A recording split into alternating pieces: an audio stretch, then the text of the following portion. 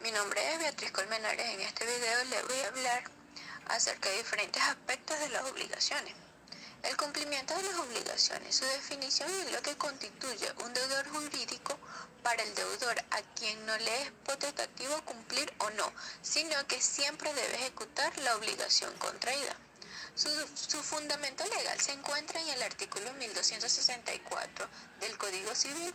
En dicho artículo hace mención de dos formas básicas del cumplimiento de las obligaciones: el cumplimiento en especie y el cumplimiento por equivalente. El cumplimiento en especie es cuando el deudor ejecuta una prestación tal cual la había asumido, tal cual originalmente la había pactado.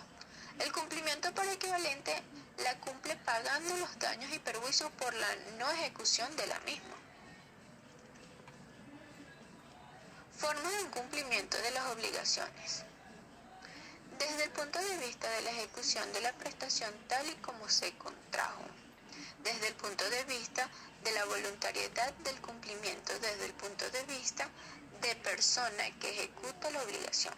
El cumplimiento voluntario y el cumplimiento involuntario.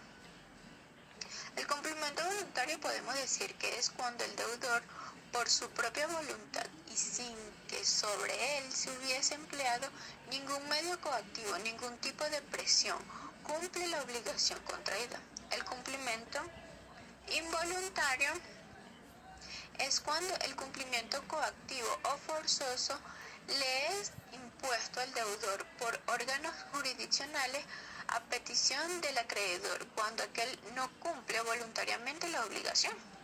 El incumplimiento de una obligación es la inejecución de la misma, ya sea total o parcial, permanente o temporal, y por hechos imputables al deudor o causas extrañas no imputables al mismo.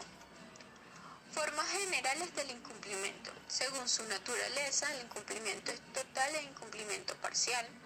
Según su duración, incumplimiento definitivo e incumplimiento temporal. Y según su origen, en hechos imputables o no al deudor. Incumplimiento definitivo o temporal. El incumplimiento definitivo, como su nombre lo indica, consiste en la inejecución permanente de definitiva de la obligación. Y el incumplimiento temporal se produce como consecuencia del retardo en el cumplimiento de la prestación que constituye el objetivo de las obligaciones.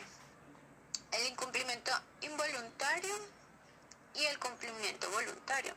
El cumplimiento voluntario se produce cuando el deudor no ejecuta la obligación por alguna causa, y el involuntario es la inejecución de las obligaciones por causas independientes de la voluntad del deudor. La responsabilidad civil es la sujeción a una sanción. Todo sujeto que viola una norma cualquiera sencillamente puede ser sancionado. Clases de responsabilidad civil: responsabilidad civil contractual y responsabilidad civil extracontractual. Elementos de la responsabilidad civil: un incumplimiento, una culpa, un daño causado por el incumplimiento, la relación de casualidad entre el incumplimiento culposo y el daño causado. El daño. Esto es disminución o pérdida o el no aumento en el patrimonio material o moral de una persona. Requisitos del daño. El daño debe ser determinado o determinable. El daño debe ser cierto o actual. El daño debe ser lesionar un derecho de la víctima o no debe haber sido reparado.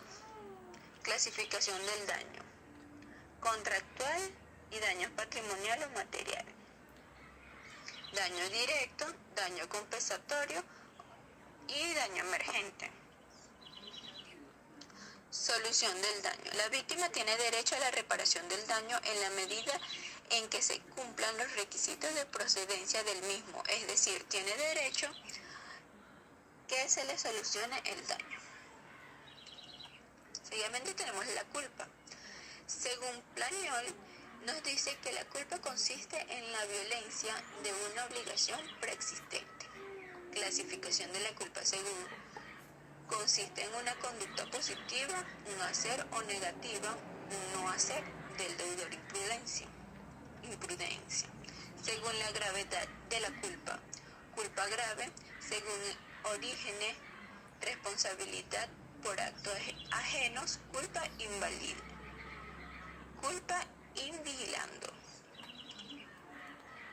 Esto es todo, gracias.